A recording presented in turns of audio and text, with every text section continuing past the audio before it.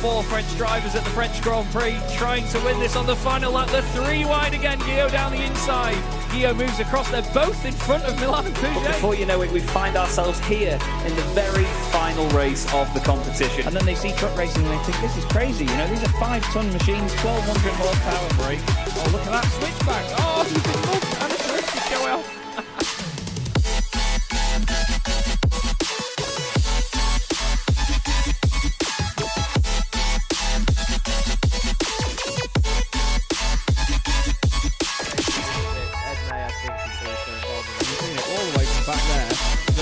Ben Gregory now, I love this. 18.5 minutes gone. Senna Lanson tries to go for the race lead.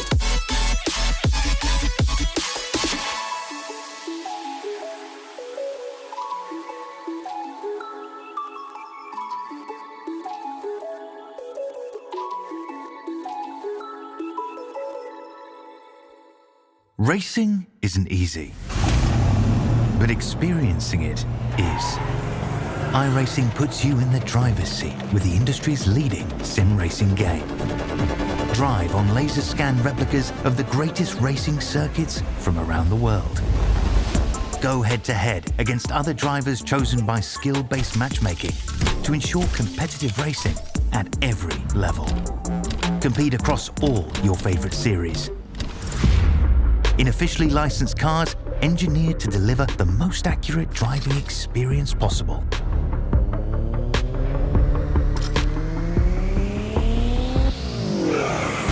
Join a race or host your own with players from across the globe.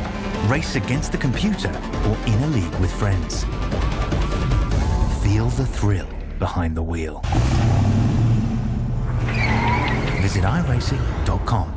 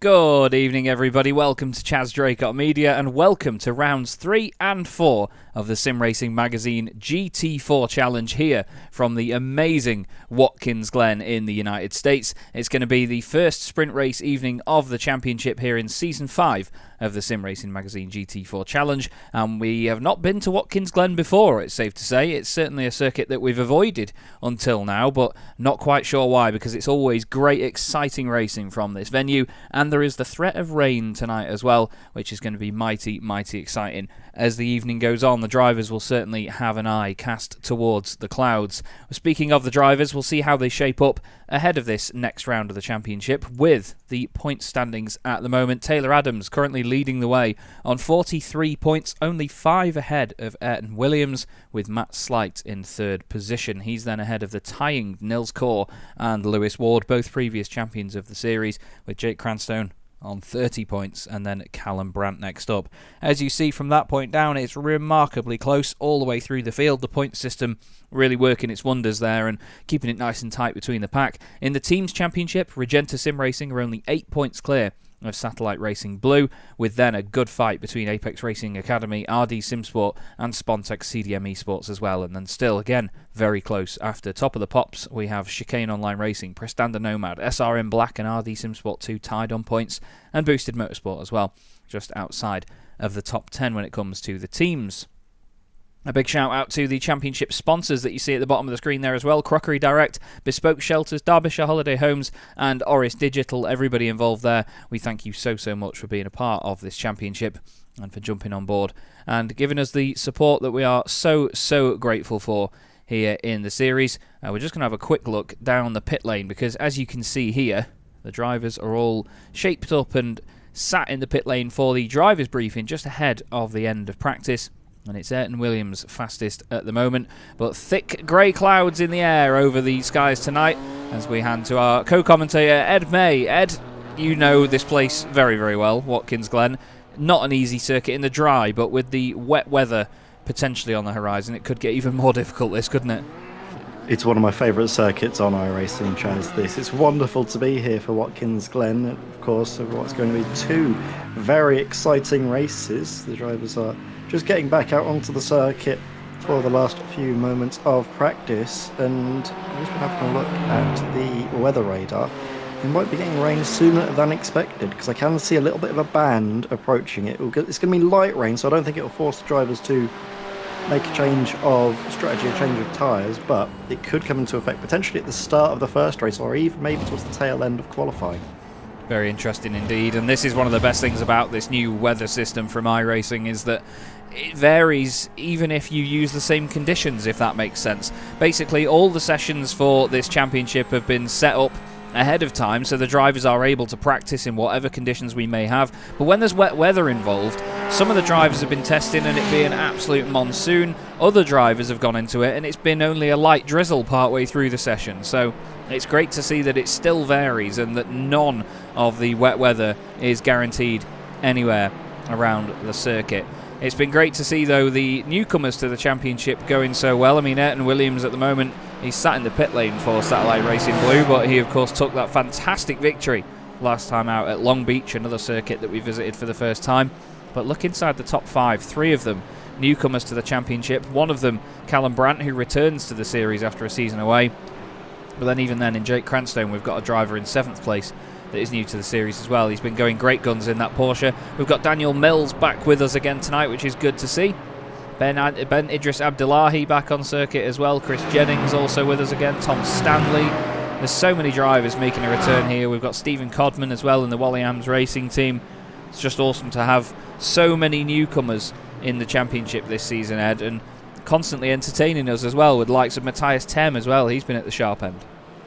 Yeah, Matthias was very entertaining, obviously fighting up at the front for quite a long period of the second race of the season at Long Beach. Obviously had a bit of an unfortunate incident with the barrier that then saw him drop down the order, but he's going to have better things. Did join into the session quite late, but I'm sure he's been able to put some practice in beforehand, so we'll be able to see what he can do over the course of qualifying. That'll be, I think, the first time we can see his representative lap times. Just looking through the field as well, and not out on the circuit yet, but Ayrton Williams, after his amazing performances to start off the season, seems to continue his good, fine run of form, because he's currently top of the times. Callum Brandt for RD Simsport as well, bouncing back from maybe not exactly the pace that we've been expecting from him, but seems to be getting right back up to the sharp end now. You can see him just in behind one of the Regenta Sim Racing BMWs. I think, is that Matt Slight just up ahead of it? No, it's Taylor Adams. It is, number 65, Taylor Adams. Current championship leader as well in the BMW. And he and Matt are first and third in the current standings and doing a mighty, mighty fine job of it. They had that amazing start to the season at Indianapolis, where they both pulled off an incredible strategy to get a 1-2 to start their season. Hello to Francois Brandet in the YouTube chat. Hello to all of you watching on YouTube. It's YouTube only streams for this season. Taylor Lane in there as well, saying good to hear your beautiful voice again, Chaz. You flatter me too much, Taylor. Good to see you, mate. Hope you're doing well. It's been a while, but we have a very strong grid of drivers out there for this. We have Drew Fletcher in the SRM yellow Mercedes. SRM not racing the Mercedes previously. It's a car that we haven't seen them. I think Ryan Penny actually raced in the Mercedes in the past, but Drew taking this car on for this season, currently in 30th place. Recently won the Porsche Club of Great Britain Sim Racing Championship in the AM class, did Drew. Went right down to the wire with Oliver Carwadine after an amazing series, and the two of them had a fantastic scrap all the way through. Great respect as well between them. Callum Brandt has improved on his lap time, by the way, but he's only 44 thousandths of a second off. But if you look at the times, Ed, I mean, it's ridiculous. From first position down, I mean, if we go to 13th, let's go to 14th, where Daniel Mills is. There's less than a second covering the top 18 at the minute, which is just bonkers. Absolutely bonkers.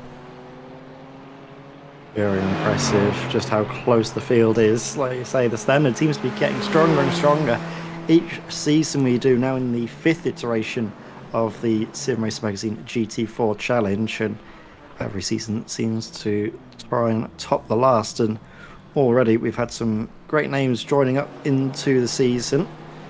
Of course, with a slightly change of format, it might favour some of the drivers that were here for last season, because of course some drivers that might have missed out on the action last season won't be so familiar with the change of format. No, absolutely, and that's one of the things that we've added in the last 2 seasons to really spice the competition up. It's not the same format every week. Some of the circuits will be suited to endurance racing more than the sprint race format, and vice versa as well. And it's always exciting to keep the drivers on their toes and obviously have all the differing conditions time and time again. But all the cars will now leave the pit lane as quickly as they can. The Regenta cars are usually straight out the pit lane. This time around, a little bit of a challenge from one of the Chicane Online racing machines. That's Dennis Van Beelen in the Aston Martin that was going with them.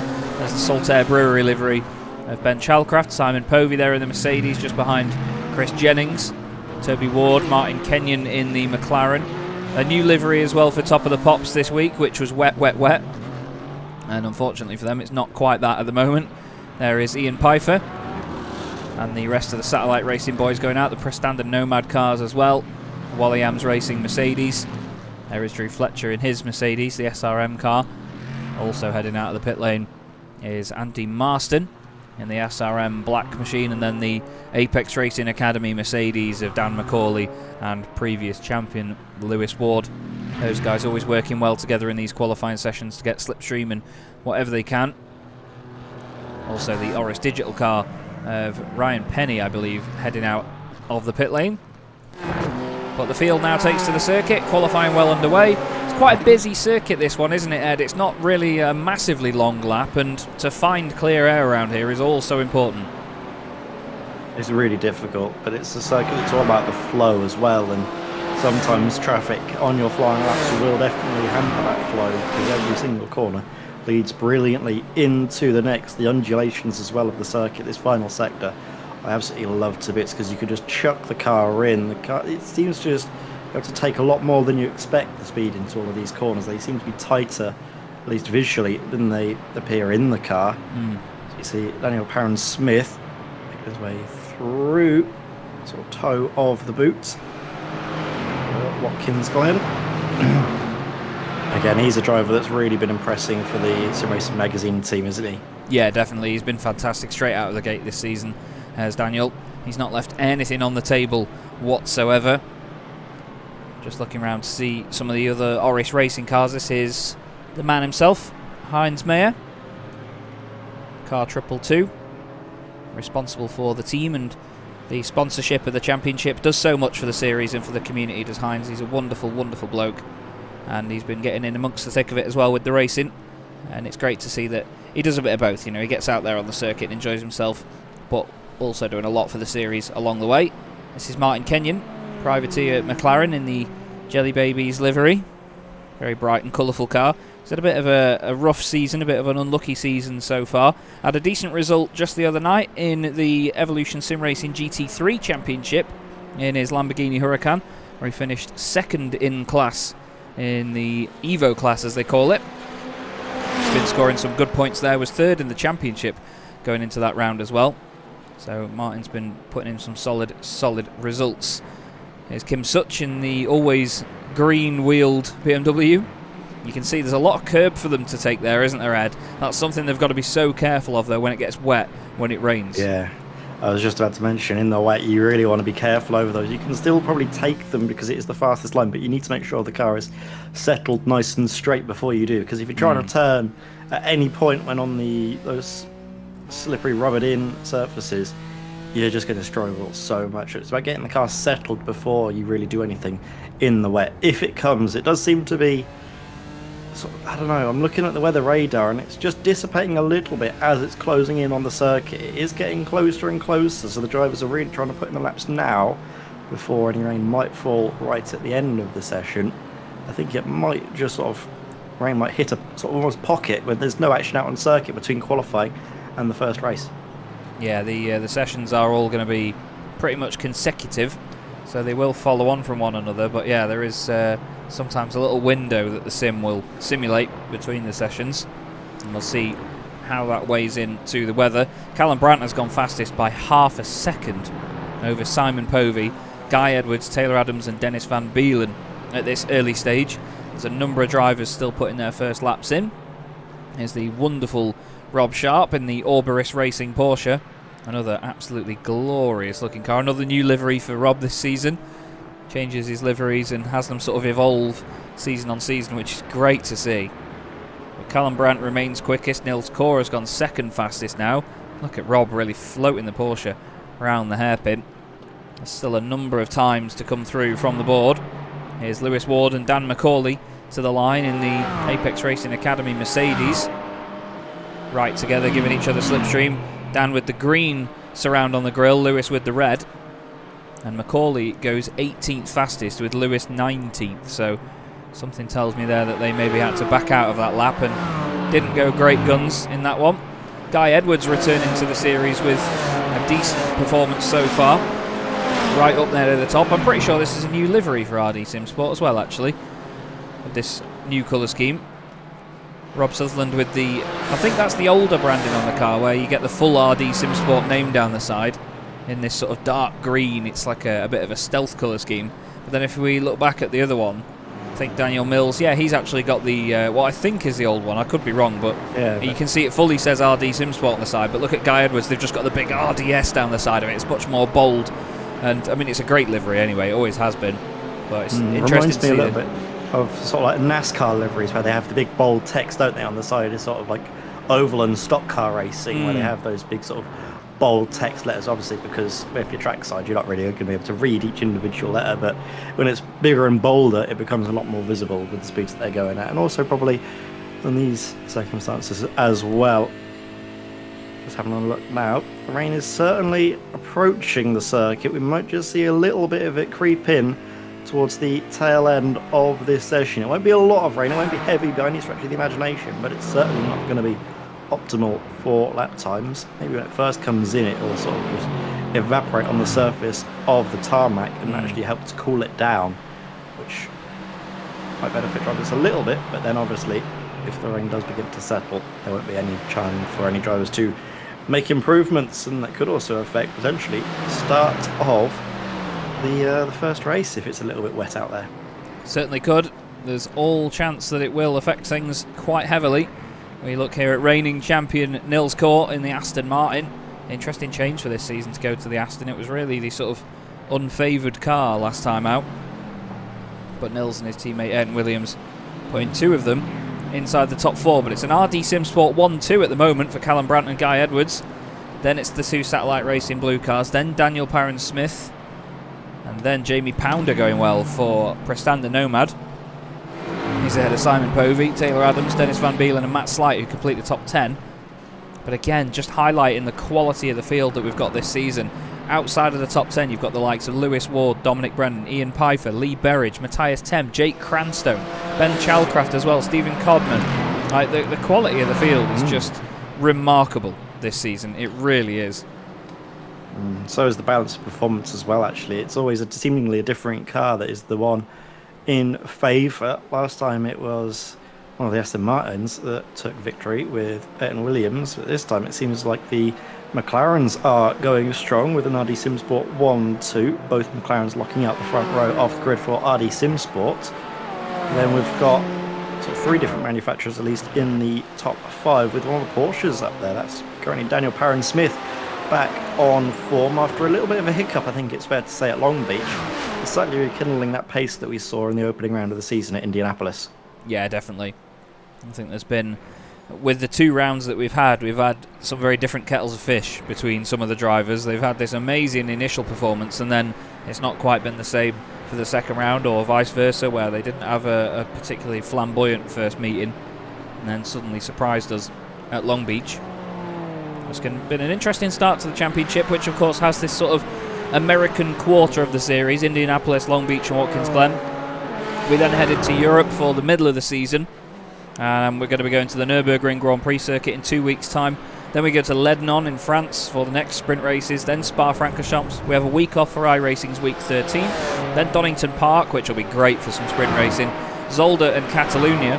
And then for the last 3 race meetings of the season, we have a bit more of a world tour. We stay in Europe and go to Zandvoort, but then we fly all the way over to Canada to go to Circuit Gilles Villeneuve, and then we go all the way from Canada to Japan to end the season at Fuji International Speedway for a potentially wet endurance race to round out the campaign. It's going to be a mighty exciting season. Great calendar, I think, and I know I made it, but honestly, it's thanks as well to the likes of Dan McCauley and Drew Fletcher, good friends of mine, who helped just to see what these cars were like on these circuits, just to see if they suited it and whether you could race them. We tried all sorts, like Circuit of the Americas. Hate that track normally. We went on the West layout, and it was a riot in these cars. It was hilarious fun. However, the off-tracks ruined it, and it would have just killed the race, to be honest with you. There were a few tracks like that where the cars were good to just lap around there, but then it would have been the off-tracks, or just the fact that there was no place to overtake anywhere on some of them just sort of killed it. As we're seeing, currently killing it out on the circuit, Callum Brandt, top of the pile, with Guy Edwards, Nils Corin behind him, Daniel Parron-Smith in the Porsche in 4th, and Williams Satellite Racing Loop. Another Aston Martin right up there, and it is seemingly a race that RD Simsport looked quite comfortable at least in terms of their 1-lap pace, being able to work together. I'm actually surprised to see the McLarens are doing as well as they are, because I think, as you're aware, Chaz, a big complaint of the McLaren last season, while it was the fastest car, especially over a single lap, it didn't really like the curbs as much as some of the other cars, namely the Mercedes and the Aston Martins, that were really just able to take the curbs without really any complaint. And this is a circuit where you do need to really rely on these curves. This is a great illustration of that by Tom Stanley, really just attacking that little chicane. As we come towards the sort of closing stages of qualifying, because this is a heat race as well at iRacing, the drivers aren't able to complete the laps that they're on. Basically, as soon as the clock ticks over past the 15-minute mark, that is it. The session is essentially killed off and no further times can be set. Yeah, indeed. It really is crunch time soon, because it's nearly 2 minutes a lap here. 1 minute 54, the fastest time at the moment. Most of the field sat in the 155s. And there's going to be a few drivers that forget about the heat racing element. Well pointed out though, Ed, because it certainly does change the dynamic of this qualifying session. Got the chicane online racing car there of Ben Idris Abdullahi all over the back of Tom Stanley, trying to use it for a bit of slipstream. Speaking of, by the way, we're not really, I mean, it's sprint racing, so we're not going to have to worry about sort of fuel saving or anything in that regard. But there are going to be a number of rounds this season where we don't see the fuel saving come into play. We will have to have 2 stops. It just so happened that the first 2 race meetings of the season were at circuits that were very much about fuel saving, and drivers managed to use the strategy to their advantage. But as we have Ben Idris Abdullahi across the line, he may improve with that lap, because look at that, all them green sectors. And he goes up to 8th place. Great lap that by Ben. Big improvement for the Chicane Online Racing BMW. He is now the highest placed BMW in the field, ahead of, get this, championship leader Taylor Adams down in 12th. Matt Slight 3rd in the championship, 14th. Unbelievable. It really just seems to change around a lot of the championship contenders are having a few off meetings here and there. I mean, we saw it the first round of the season with Simon Povey. He's currently just inside the top 10 with an effort best good enough for 10th place. Oh, rain. As I think we are seeing a little bit of rain creeping in. Not quite hitting the circuit yet, but it is certainly just about to impact onto the track. Yeah, sometimes on iRacing you will only see the rain when the camera zooms out a little bit more. It tends to only be on a bit of a wider angle that you'll see the rain. You'll see as we sort of pan away from Simon, it rains. Falling and on then the windshield if you go on board. Yeah, that's true. Able to see it. You can see a few drops, but not enough to sort of impact it yet. But right before race 1, perfect. Could create a little bit of a dilemma for the drivers if they are to decide what to start the race on. If they want to go for wet tyres and go for sort of, I hope, obviously, to seek out the wet patches, or if they're just going to basically stay on the dries, sort of get through it, and then once the dry line appears, really be quick at the end. Oof, that's a big attack of the curves, isn't it? Almost scraping the barrier on the way through for Simon Povey. Not sure if he'll be able to get around and complete the lap he's on, though. No, I'm not sure he will. It's going to be close, so we'll stay with him so we can have a look. Simon, of course, champion of series in Season 1. The initial series champion. Drew Adamson in the chat. We are joined by royalty. Great to see you, Drew. Hope you're doing well. Hello to Thomas as well, saying Giga Ben. Ben doing really well up there. He's still inside the top 10 now, actually, just ahead of this man, Simon Povey, who we look at right now. Hello to Alex O'Grady, Tim, and FreeM UK as well. Welcome to the chat. Hope you're having a fantastic evening, and thank you for joining us here at the Sim Racing Magazine GT4 Challenge. Thanks again to series sponsors, Orris Digital, Crockery Direct, Derbyshire Holiday Homes, and Bespoke Shelters. Massive appreciation for you guys supporting the series and what we do here in the Sim Racing Magazine GT4 Challenge, and of course on Chaz Draycott Media. You've got myself, Chaz Draycott, and Ed May in the commentary box for another night of racing, and plenty of rain, and no, Simon does not get to complete that lap, Ed, and they're going to be thrust straight into a rainy race one. We have the 20-minute first race, then the half-hour second race. It's going to be pretty spicy, this, Ed, but from qualifying, we've not been able to gain a lot, but what are you thinking?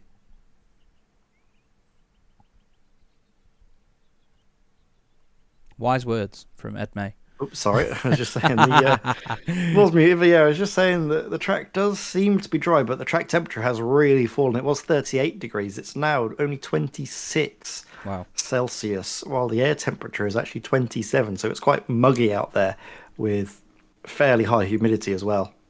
Well, here is your grid then. Callum Brandt on pole position alongside Nils Kaur. Guy Edwards and Lewis Ward make up row 2 with Jake Cranstone and Daniel Parron-Smith on row 3. Next up we have Ayrton Williams and Jamie Pounder with Matthias Tem and Ben Idris Abdullahi completing the top 10. Simon Povey next up alongside Dennis Van Beelen on the 6th row. Then it's Dan McCauley and Tom Stanley on row 7. Championship leader Taylor Adams starts in 15th place ahead of Daniel Mills, with 3rd place in the championship Matt Slight down in 17th. Dominic Brennan starts 18th ahead of Ian Pfeiffer, with Lee Berridge completing the top 20. We then have Ben Chalcraft and Stephen Codman ahead of Toby Ward and Chris Jennings. Rob Sharp is 25th with Stephen Burns next up. Then it's Mark Johnson and Drew Fletcher. Martin Kenyon is 29th. Rob Sutherland completes to 30, with John Roberts alongside Ryan Penny on row 16. Heinz Mayer is next up in 33rd, with Kim Such 34th, and Andy Marston in 35th place, completing the field. So Callum Brandt will be starting on pole, but this man, Nils Kaur, will be alongside him. And the Aston Martin has been seemingly a car that really handles the wet weather quite well, actually, Ed. I think before the Sim Racing Magazine Californian 250, it was the car that we both drove at Laguna Seca, wasn't it? The Aston. And it did feel like it was, because of its sort of spongy, soft nature, it really handled wet weather quite well, I found. Yeah, I think the standard setup that iRacing used for this car is basically like a wet weather setup. It is very nice and comfortable to drive. We did also notice, though, that it was a McLaren that ended up winning the Californian 250, if I remember rightly, driven by, I believe it was Danny Lee. It was, yeah. Danny Lee made it work. Very impressive out there, and it did seem to be a very nice car to drive in those wet conditions, even though it is probably one of the slightly more unpredictable of the GT4s. So we get the cars to start off for a full lap behind the safety car. Gives them obviously a good chance to get a feel for the track conditions after the rain had fallen. Seems to have washed away a lot of the rubbered in sort of racing line as well. While the circuit is dry, it sort of had a little bit of a rain shower in between qualifying in this first race. Yeah, it's going to be interesting to see how they manage this race, because of course it's the first sprint race of the season. So we get just 20 minutes, no pit stop strategies, no fuel saving, no mucking about. And the drivers will just go great guns straight off the bat with no hesitation. I'm excited to see who comes out on top with that, because of course we've got a lot of drivers that are new to the series, a lot of drivers in the middle of the pack that, you know, they've got a point to prove here and they want to make sure that they get the most out of these sprint race nights, but they've not done one before. They're sort of used to the hour-long format that we have now, but nothing beyond that. And there's nothing more important really, is there, Ed, than track time itself. You can't make it up and sort of fake it, can you? You can do as many hot laps as you want, but being in a race and managing the scenario is a completely different kettle of fish.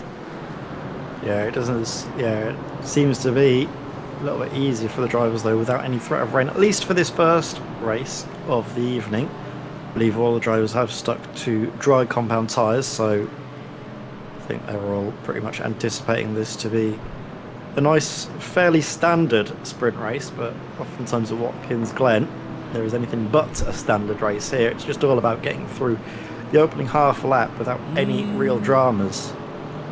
Interesting you mentioned tyre compounds, because we have a few that are on wets. Lewis Ward, one of them. Lewis taking a risk up there. Don Brennan on wets as well. Stephen Codman. I'm not sure if any of these have defaulted to that when they've jumped in the sim and they've not thought to check it, because I think that's what happened to... Was it Daniel Mills that raced in the Californian 250? May have been, yeah, I think you're right. No, it was Dan Martin. It was Dan Martin, Oh. wasn't it? For RD Simsport that raced for him. And his car unfortunately defaulted to wet weather tyres, and he wanted it to start on dries.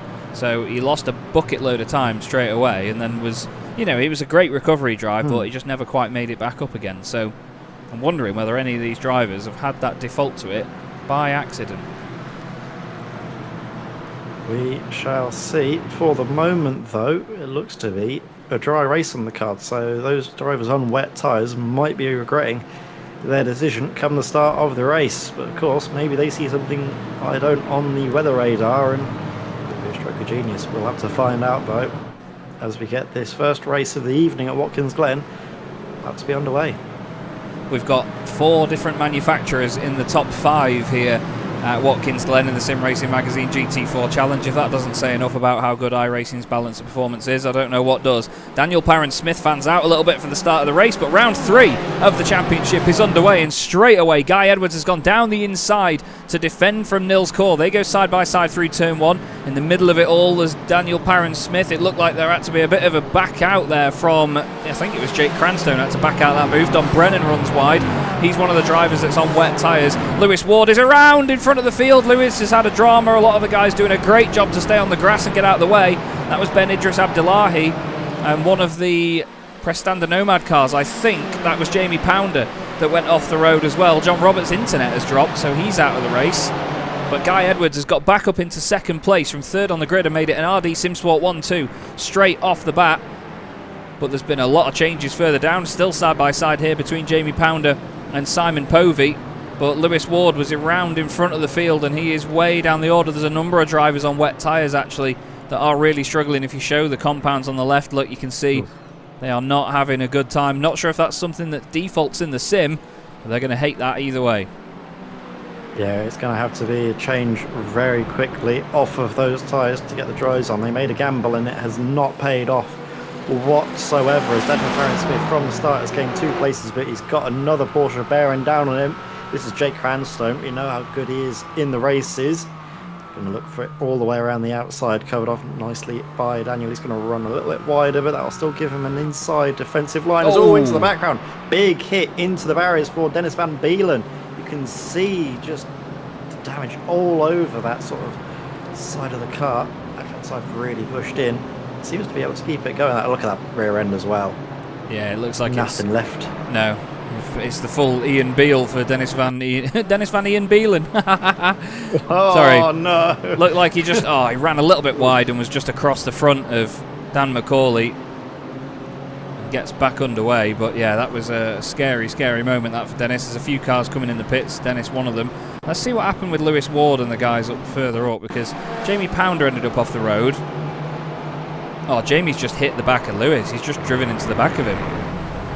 It's not like Lewis needed that, because, I mean, he was on wets anyway, but yeah, Jamie just drives through the back of him. Rob Sutherland is off the road. Rob's off on the exit of turn 1. He's waiting patiently for everybody to get back on by, though, doing the right thing.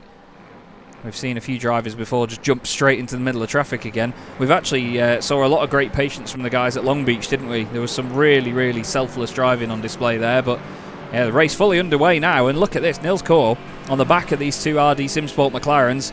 He wants to take his first race victory of the season, and after seeing his teammate do that last time round in the Aston, well, I'm sure he's going to be all over this.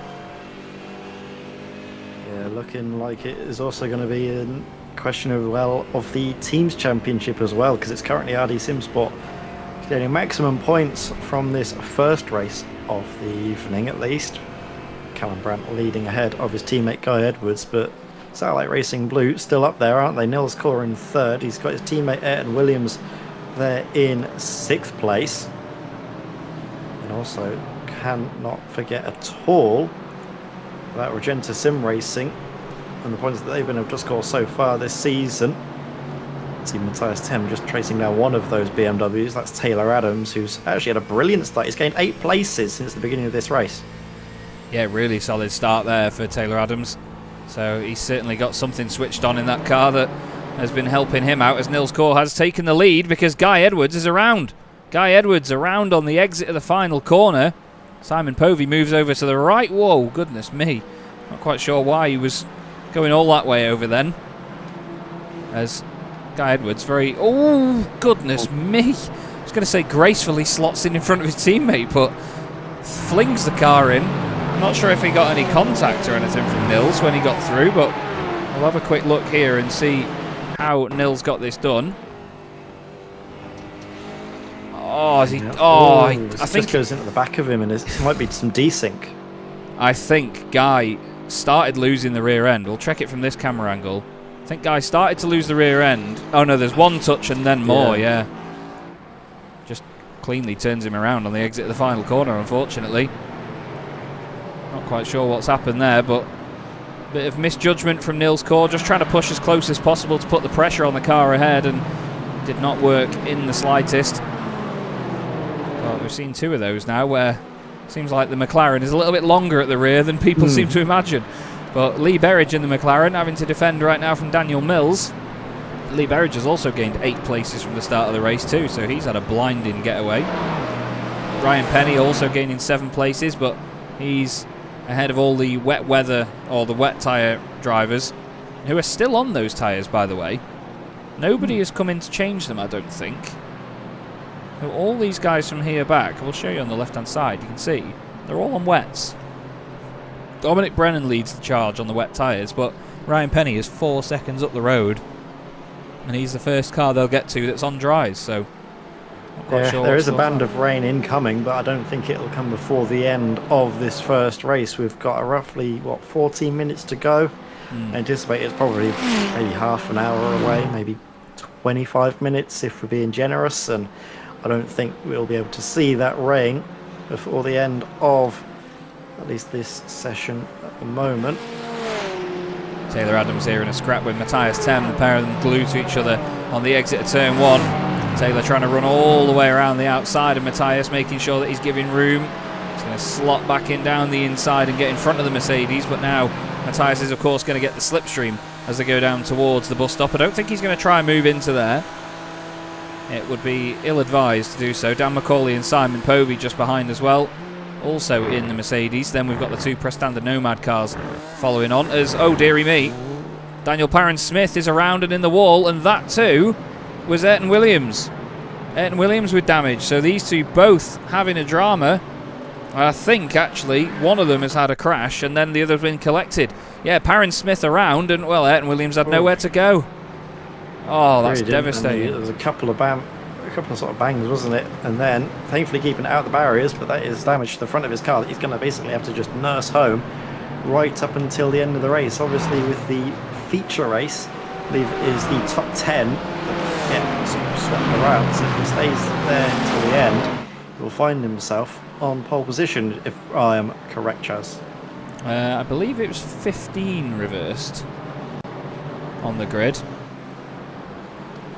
We changed it a few times, so I can't remember which one we're up to now. We'll figure it out. We'll find out live. Yeah. But I think the rulebook says 15. I'm just finding it now. Yeah, a 10-minute warm-up break and then 30-minute race with the top 15 positions on the grid reversed, because we had a bigger grid this time round, so a lot of them reversed. I mean, look at this lot here in this humongous train. So many cars all in one big train here. And it is great to see them all glued to each other like this. A little bit of impatience from some drivers, though, with this shorter race on the cards, which has been interesting to see. But the battling has always been fierce in this series, and to be fair, the respect between everybody's always been great. Rob Sutherland here making up room. He's got past Dennis Van Beelen and Mark Johnson, who is on wets. Not, unfortunately, at full chat. Dennis Van Beelen here wanting to try and take Rob around the final corner. Gets a bit of a run is revised from what we have in our endurance races, our 1 hour long races. Instead of getting 25 points, then 22, then 20 for a win, it's simply 1 point per position. You get 20 for winning, and then you get 19 points for second place. So if you're only after 1 point extra, that's really the only reason to go for a race lead. You know, you don't gain an extra sort of 3 or 4 points by going for the lead over finishing in second place. So you will see the drivers, in terms of their positions, take a bit of a reserved stance in terms of what they fight for. Yeah, as Matthias Tim really on the defensive now. He lost out of position to Simon Povey, running a little bit wide just through the sort of almost like ankle of the boot, I think it's fair to say, just down through that left-hander, running a bit wide onto the grass, and Simon Povey all the way around the outside, able to make the move stick, and now he's got Dan McCauley breathing right down his neck. Still not quite at half race distance. Callum Brandt leading Mills Court from Jake Cranston, who's going to start to the race up into the podium positions. And I think his first podium of the season, Jake, at this moment in time. Taylor Adams, though, up 11 positions since the start of the race. That is some shift that he's been able to put on. Yeah, brilliant start and great race so far. Halfway point now achieved of this race. Taylor Adams going great guns in the BMW. It's been wonderful to see, actually. Our 2 first podiums of the season have been completely different. We've had Taylor Adams and Ayrton Williams take race victories, Matt Slight and Lewis Ward take second places, and then Callum Brandt and Simon Povey take thirds. Nobody in the series yet has actually taken 2 podiums. Callum Brandt will be the first driver to do so. Nobody else that is currently on for a podium, either Nils Core or Jake Cranstone, has been in the top 3 yet. So yeah, it'll certainly be great stuff for Callum Brandt. He's having a fantastic race at the front in car 94. And the McLaren going beautifully. It's close here between Lee Berridge and Ayrton Williams. Ayrton's actually alongside the McLaren as they head towards the toe of the boot. Lee gets a great run though out of there, probably using the wider line to his advantage. I think Ayrton's got a little bit of damage on that car as well from the earlier contact with Daniel Parron-Smith. Just listen to this field go through. It's all so packed together. It's brilliant. Really brilliant as Ayrton throws it up the inside of Lee Berridge. Lee has to take a bit of avoiding action. He's going to try and get the cut back on the exit. Guy Edwards is in there as well now. He wants a bit of this too. He looks down the inside also. Lee Berridge says, nope, not in your life. Even behind that, there's battles going on because Matt Slight's got a view of Ben Idris Abdullahi with Ian Pfeiffer around the outside of his countryman. Moves over to the left, says, not in your life. Says, you're not coming through this time, sunshine. Great scrapping in the midfield. Love this. Really nip and tuck stuff. Proper sprint racing. As they head around the final corner in this sort of 7-car snake, they are completely inseparable right now, and that goes all the way forward to Taylor Adams in 4th place. Yeah, some great battling that we saw there, wasn't it? All of those drivers through one of the sort of more tighter and slower, more technically demanding areas of the circuit. To be able to go side by side without any sort of hiccups was very impressive. You can see a flash of the headlights there from Matthias Tem. Obviously get through the slow rejoining car of Mark Johnson. Come out of the pit lane. Lifting off now just to let this huge train of cars through just about before the chicane. Yeah, he's just tried to slot in. The chicane at some point. He's just slotting in there ahead of the 2 Prestanda Nomad cars. Lewis Ward and Andy Marston both still on wet tyres at this point. Lewis Ward just carrying on in the Mercedes. Unfortunately, he's going to lose a big chunk of points here. That is not going to be the desired effect for Lewis. But we'll have to wait and see whether the rain comes in a little bit later as Simon Povey putting Taylor Adams under all sorts of pressure now. 11 places gained for Taylor, 6 for Simon. Don't think anyone else has moved up that far in the field. Ryan Penny has gained 8 places in this race so far. 7 for Martin Kenyon in the Jelly Babies car, but neither of them inside point scoring positions, unfortunately. Ben Idris Abdullahi all over the back of Daniel Mills. Behind him is Ian Pfeiffer. Then Matt Slight there as well. Ben Chalcraft. There's Mark Johnson still trying to just stay out of the way as all the lap traffic makes his way around him. Horrible feeling having to let all these cars through. Mark's just trying to make himself predictable. He's still at flat chat down here though.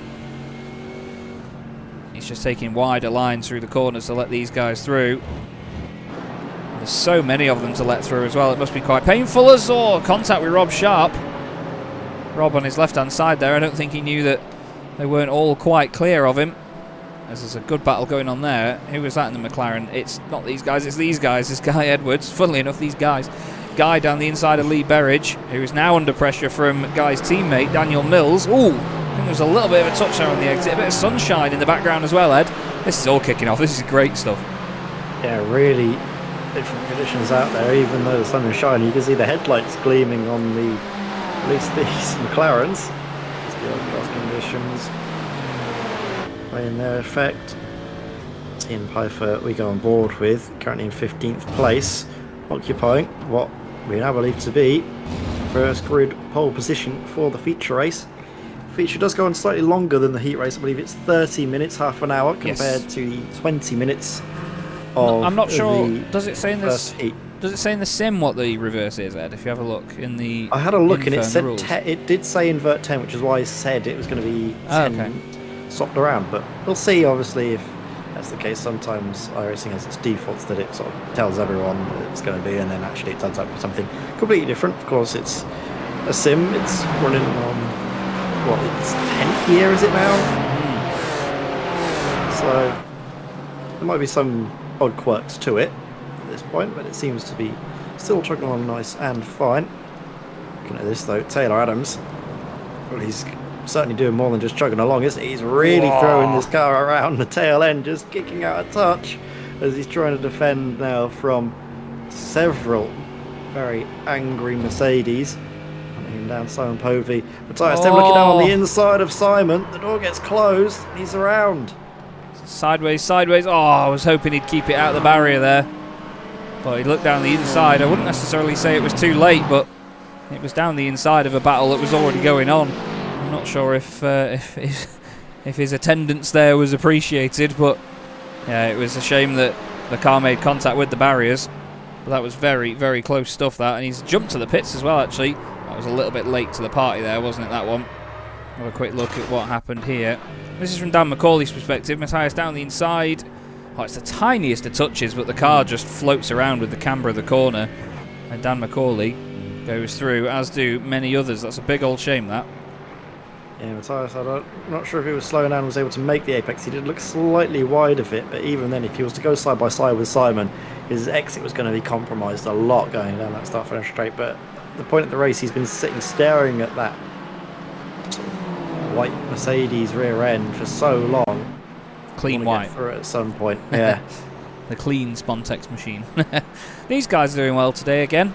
The Press Standard Nomad cars. We didn't have Jamie Pounder with us at Long Beach, but he's got his teammate Tom Stanley right behind him. They're in flying formation right now. 6 places gained for Tom Stanley. Started 14th on the grid, up into 8th. So he's having a great run. Jamie, of course, lost a bunch of places at the start due to that spin in front of him with Lewis Ward involved, but he's actually 1 place higher than where he started, so it's not all doom and gloom. Daniel Mills and Lee Berridge taking chunks out of each other here as they get to the heel of the boot. Lovely cutback that from Daniel Mills. Home race for him. 1 of 3 at the start of the season that we would have had. Ooh, very close to contact, and look at that opportunism down the inside. Ben Idris Abdullahi says, go on then, I'll have a little bit. Seemingly Lee Berridge gets a poor run off the corner, and Daniel Mills able to stick with him again. It's McLaren, Porsche, BMW and Mercedes with Ian Pfeiffer in there. Then the other BMW of Matt Slight. Matt barely in the points here in 15th position. Not having a night to remember so far, but look at this fight in front of him. It's absolutely insatiable as now Idris Abdullahi moves to the left. We then have Daniel Mills moving to the middle of the circuit. Him and Lee Berridge almost locked together with contact. Pfeiffer goes down the inside, says thanks very much. And unfortunately for Ben Idris Abdullahi, he's the one that loses out there with all the contact going on in front. It's brilliant, this is, isn't it? You can see now, just trying to hang on. This is Matthias Temp. Just going back out to the circuit, and car just seems to give up on him. Yeah, the back end just floated around then. I'm not quite sure what was going on. He was on wets. Oh. He'd come back out of the pits and it said he was on wet tyres, so very, very little grip on those tyres on a dry circuit, and it just went around, unfortunately. Not quite sure he knew he was on wets, but that has not been a race to remember for Matthias. Still. Just at the weather forecast, and it does seem to be forecasting rain in around about 20 or so minutes time. So it seems to line up perfectly for the sort of early phase, if not the very start of the second race of the evening. But not long to go in this first race. Callum Brandt continuing to lead, but that gap has been slashed to less than a second. Nils Court is 9/10 behind our current race leader. He's getting closer and closer, actually. The previous lap, he was a 10.5 quicker than Callum Brandt. Really throwing the car wide through there. He's trying to chuck everything at this, is Nils. We've seen before that when it comes to a certain format that he's an expert in, it's definitely the endurance races. Not to say he's not good at the sprint racing, but you know, that's his jam, is to do the sprint races and make a strategy work. Great race so far for Jake Cranstone in third place. Ian Pfeiffer, unfortunately, off the road at the second to last corner. He's having to rejoin the circuit very gingerly now, trying to hold on to that 20th position. Gap at the front now, 0.8 of a second here. Callum Brandt flying, but is it enough to take the win? Seems to be clear, at least for now. Should have a very good exit off of the turn 1 complex, so that's been able to help him to extend his lead a little bit. But now it's the curves, which we know the McLaren isn't the best at navigating. As they all do their best to navigate. Boss man Andy Marston was going all the way around the outside. Callum actually, throughout all that, wasn't held up too much. The gap's still a roughly 0.9 of a second. Simon Povey trying everything to get past Taylor Adams here. If he finishes where he is, he's going to start ahead of him on the grid for the next race. Matt Slight's just had a bit of a drama through the chicane. He's lost a place now to Toby Ward. Rob Sharp wants a bit of that as well. Gap at the front, though, is staying the same for Callum Brandt. He's done an excellent job here. Nils Core with a great late race charge. I don't think it's going to be enough to unsettle Callum, and I'm trying to remember when the last time was that we saw Callum take a win. I'd have to open some of the old point spreadsheets to have a look at when his last race victory was, because it was certainly, I'd say, well, he must have won 1 or 2 in season 3, which was when I think was the last time we had him. Yeah, he wasn't with us in season 4, so yeah, must have been a long time ago. Did he win after Jerez? I thought James Holman won at Jerez. Oh, it might have been James Holman, yes. But either way, never mind. I was going to say that stops nothing here, and he is going to take the victory. The first sprint race of the season goes to Callum Brandt. What a brilliant victory that was. Well done to Callum, and RD Simsport Nils Core finishes in second place for Satellite Racing Blue, his first podium of the season. And Callum Brandt takes his second podium. Jake Cranstone on the podium for the first time in the championship. Taylor Adams ahead of Simon Povey and Dan McCauley. Great races from all three of those guys to gain so many spots. Jamie Pounder, Tom Stanley, Guy Edwards and Ayrton Williams next up. Ayrton finishing in an all-important 10th place ahead of Lee Berridge, Daniel Mills, Ben Idris Abdullahi, Ben Chalcraft and Toby Ward finishes in 15th place. The final points finishers will be Matt Slight, Rob Sharp, Stephen Burns, Chris Jennings and Ian Pfeiffer. Well, great victory that to Callum Brandt. He'll be over the moon to have taken that victory here today. The first sprint race winner of Season 5 of the Sim Racing Magazine GT4 Challenge. We'll have a quick look over the race results when it is completely finished. I think Lewis Ward actually we're still waiting for to be the final car on the final lap. I think Heinz Mayer also will be out there. Lewis is now on... No, he's still on wets, actually, is Lewis. And his lap times have been over... I don't think he came to the pits at all. No, they've been over 2 minutes, his laps. So, he stuck with it, bless him, right to the end, but he will be regretting that. Whether he had a choice or not, I'm not sure. I think sometimes the sim defaults to wet weather tyres. Nils Core, I'm happy to say, has apologised to Guy Edwards in the Discord already. Which is lovely to see. But this is what we have, isn't it? We have such a great community behind this series. It's lovely. Lovely stuff. What is also very lovely is that top 5, each driving a different manufacturer. Yes. We've got the McLaren, the Aston, the Porsche, the BMW, and the Mercedes. Fantastically pointed out, Ed. Yeah. Different cars for all 5 of them, which is lovely to see. There across the line goes the McLaren, I believe, of John Roberts. Car 86, and then Heinz Mayer completes the field, and we have our first race results of the night here in the Sim Racing Magazine GT4 Challenge. Callum Brandt wins his first win of the season, with Nils Core getting his first podium of the season. Same for Jake Cranstone. Taylor Adams finishes in 4th place, with Simon Povey completing the top 5. Great to see those two battling like that, with Dan McCauley in tow as well. Jamie Pounder in 7th place, with his teammate Tom Stanley right behind. Good stuff for the team's championship for Prestanda Nomad. And then Guy Edwards and Ayrton Williams complete the top 10. Lee Berridge 11th, good run from him ahead of Daniel Mills and Ben Idris Abdullahi. Ben Chalcraft finishes in 14th with Toby Ward in 15th place. Matt Slight was next up with Rob Sharp behind him, and then Stephen Burns in 18th place. Chris Jennings and Ian Pfeiffer complete the top 20 and the points scorers. Martin Kenyon was next up ahead of Drew Fletcher with Ryan Penny behind. Then Dennis Van Beelen 24th, Rob Sutherland 25th. Lewis Ward eventually 26th with Stephen Codman and Heinz Mayer behind him. Andy Marston, Mark Johnson, Kim Such, John Roberts and Matthias Tem, with Dominic Brennan and Daniel Parron-Smith not completing the race. So we've got a slight warm-up session now. A couple of cars are sat in the pit lane, one of which being race 1 winner Callum Brandt. Martin Kenyon also sat there in the pit lane in the Jelly Babies McLaren, but it's a little bit quiet right now, Ed, around the circuit. Not really anything going on, but 8 minutes of warm-up still to go. And what's the weather looking like? Because I know you've got a bit more access to see the weather live right now than I do.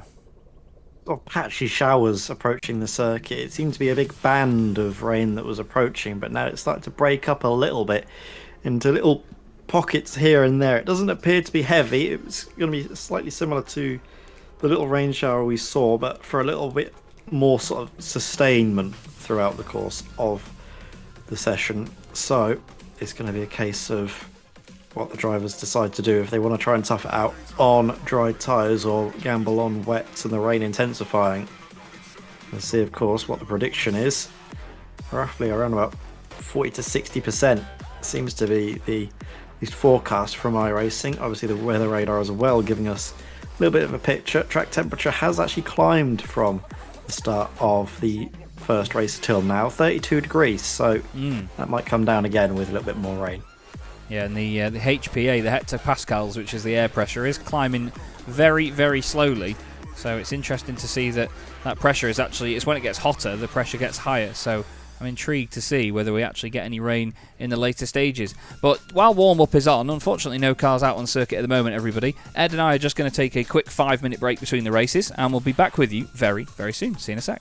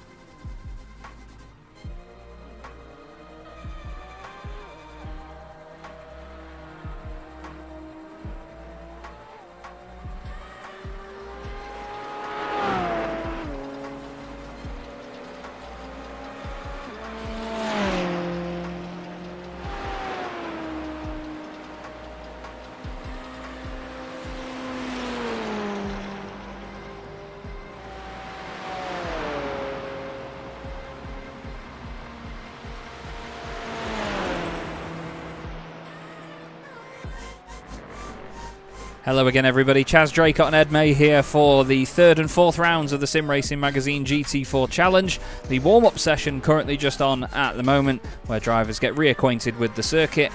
And we've got an interesting second race lined up for you all. Of course, some of the drivers started that last one on wet tyres, and we don't think that they meant to either. We think something in the sim or some options that drivers have thought, you know what, because there's potential of rain, it's going to put us on wets anyway. So we're going to keep our eye on what compounds of tyres the drivers are on for this one. No sort of hot laps or anything in so far with this warm-up session here, Ed, but the drivers will definitely be a bit more switched on to their setups, won't they, this time round, to make sure they're not on those wets. Yeah, hopefully it's going to be the case that drivers will be able to keep an eye on their tyres before they decide to start the race on any particular set. Looks to me that most of the drivers out there are just rolling around on dries, but I'm not sure if it's going to be a dry feature race, you know, Chaz. I'm looking at the weather radar, and there is certainly a big band of rain just approaching the circuit within the next maybe 5 or 10 minutes. Intriguing. Very intriguing. We will have to wait and see how far it sort of advances the session, I guess, because it sometimes does simulate something between the two sessions, so at least it sort of says, look, we know that you're not going to finish one and go straight into the other. There may be 10-15 minutes or so, but we'll have to wait and see what it gives us. Either way, a very exciting first sprint race of the season. Great win for Callum Brandt. Good to see him back on winning form. But this season so far, Ed, we have no idea who's going to finish where and how often. It's brilliant. We really don't, and I'm actually just looking at the radar as well, just looking how it's changed, and it seems to have been just about, it was just starting to fade away a little bit. The band had sort of started to break up, but now it's seemingly reforming as it approaches the circuit, which could mean slightly heavier rain than what some of the drivers may have been expecting. We will, of course, keep our eyes on it as the warm-up session has ended, and we move into now the feature race, the 30-minute race that we can see now. Raindrops falling on the circuit. We absolutely can, and we will now check out the grid, which is Ayrton Williams on pole position alongside Guy Edwards, with Tom Stanley and Jamie Pounder in third and fourth. Dan McCauley next up ahead of Simon Povey, with Taylor Adams ahead of Jake Cranstone, Nils Court and Callum Brandt confirming it's the top 10 reversed, not 15. Lee Berridge and Daniel Mills line up next on the grid on the sixth row, ahead of Ben Idris Abdullahi and Ben Chalcraft. Toby Ward and Matt Slater on row 8, with Rob Sharp and Stephen Burns next. Then it's Chris Jennings and Ian Pfeiffer. Martin Kenyon and Drew Fletcher on the 11th row. Ryan Penny and Dennis Van Beelen next up, ahead of Rob Sutherland and Lewis Ward. Stephen Codman 27th, Heinz Mayer 28th, Andy Marston 29th, and Mark Johnson completes the 30, with Kim Such and John Roberts on row 16, Matthias Tem and Dominic Brennan and Daniel Parron-Smith all powering through from the back end of the field. Well, definite raindrops on the windscreens. You can just about hear it, I think, in the background. But the drivers will now be very careful with tyre choice. There's a few of them still on wets here. Simon Povey, one of them. A lot of the drivers as well towards the tail end of the field have actually opted for the wet tyres. If we have a look across the whole of the field, we can see that it's mainly the drivers towards the rear end, a huge sort of gaggle of them, whereas the drivers towards the front are tending to more go for the dry tyres. Track is, according to iRacing, as like a description basically for the track conditions out there, it's calling it very lightly wet. Interesting. So we'll see, although there are little bits of rooster tails rain being kicked up just from the rear end of Taylor Adams. You can see on board with Nils Court, the drivers are really going to use this opening sort of slow lap, albeit around the circuit behind the pace car, but could give them a little window into where the rain is and where the water's starting to settle, and if it is going to be a race that could be able to be seen out on dry tyres. We've got a lot of cars going around on the circuit displacing water, so it might be a case that this could still be a dry race, albeit with very wet patches offline. I'm excited for this one. Very, very excited, because it's always going to be exciting when we have a bit of wet weather in the race and potential for some rain, but at the same time, when it's like this and you don't know how much of it's going to settle on the track and how the drivers are going to react to it, and even what tyres to go for, it certainly adds extra spice into the mix. Half an hour race though, instead of the 20 minutes that we saw earlier on. Just 10 positions reversed on the grid. And Daniel Mills is on circuit, but has just posted in Discord. Even on this lap, he's basically just responded to somebody saying that Lee Berridge said he was sorry for the little door bump in the little battle that they had earlier on. And Daniel's taken his time during this lap to reply and say, yep, no worries, you're all good. Daniel Pyron-Smith, unfortunately, hasn't taken to the grid this time round, so it doesn't look like we're going to be getting him in this race, which is a huge shame, because Daniel's been one of the most exciting drivers so far this season. Scored points in rounds 1 and 2. Not as many as he would have hoped, I'm sure, but he still had a great old run of it near the front end of the pack. But it's this man on pole position, Ayrton Williams, starting on the inside of the front row. And the two Prestanda Nomad cars, third and fourth I should say, with great potential. Dan McCauley starting 5th. He's alongside Taylor Adams, championship leader, coming into this. Actually, no, Dan's alongside Simon Povey. I do apologise. Taylor is behind them with Jake Cranstone for company. Then it's Nils Core and Callum Brandt. So the reverse of the top 10 from race 1. Anyone you've got your money on, Ed? Anybody in particular that stands out as a potential winner of this second race? Because so far we've had no clue.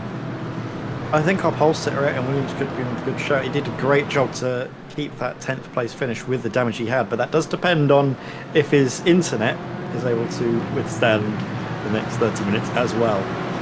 Absolutely. Let's find out, shall we? As for the first time this season, with rain falling here at Watkins Glen, we have a feature race underway in the Sim Racing Magazine GT4 Challenge. It's a great start by Ayrton Williams.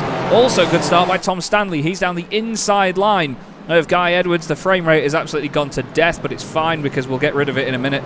Some of the cars taking it very tidy through turns 1 and 2, I imagine. Nearly 4 wide in the middle though, windscreen wipers going absolutely everywhere. Let's jump on board with Matt Slight as he heads up the hill. You can see the spray, it's absolutely glorious. Are there any cars around? Anybody risking curbs? Anybody having a bit of shenanigans? You can see it's all a bit tiptoey, isn't it? We'll go further forward in the pack because Jamie Pounder in 4th place has got just 3 cars in front of him, but a huge gaggle of them behind, trying not to get stuck in the spray. Certainly, definitely a wet circuit now. Now we're going to have to keep our eye on drivers and their tyre compounds and see who does what, I think. Lovely little move there by Ian Pfeiffer, right between his teammate and the RD Sims. Oh, Povey! Daniel Mills says Povey's off. I was about to say he's really struggling on these wet tyres. The circuit's damp, but certainly not wet enough. But he's had to go into the pits. I'm not sure if there was contact or if he just lost it. Simon Povey off and out of the race already, and Nils Core is also struggling here. You know, he's lost a few places. Ian Pfeiffer's gained 9 from where he started, so he's really mastering the wet weather conditions, doing a brilliant job on this greasy circuit. And there was contact actually. Simon contact with Callum Brandt. Simon ran a little bit wide on the exit, and if we have a look at it again, I think Callum just tipped him slightly to the left, and that's what spun him around. Oh, it's the tiniest of touches. Very, very slight contact. To be fair, it doesn't seem to be anything that Cartwright necessarily did egregiously wrong. No, not at all. It's just a little bit of a tap that sends Simon off with tyres that might not be quite up to temperature in these wet conditions. Let's see him slip around again. It's certainly a circuit that's always evolving. It's still slightly wet out there, but the driver's on dry tyres, continuing on. Good turn of pace. Some drivers on the wet haven't been able to gain places. I think Martin Kenyon in the McLaren is on the wet tyre. He's gained 3 places. Dennis Van Beelen, I think he's definitely on the wet tyres. He's been able to gain places as well.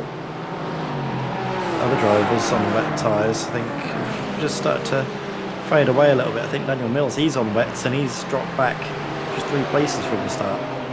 Strange stuff, isn't it? As this is the battle up near the front with everybody on dry tyres here. This is Ayrton Williams, Guy Edwards, Jamie Pounder, Tom Stanley, Taylor Adams up 2 places already. He's having a brilliant night.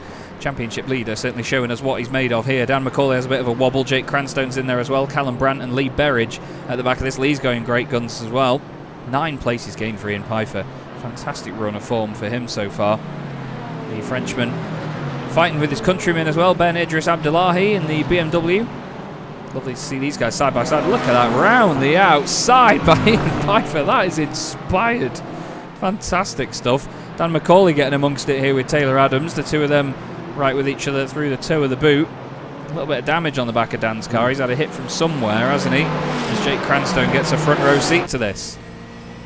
Ian Pfeiffer seems to be very, very happy with the conditions out there at the moment. Really using that wet line to great effect, wasn't it? All the way around the outside of Ben Idris Abdullahi, just going through the chute onto the boot. Jake Cranstone, though, following him in the Porsche.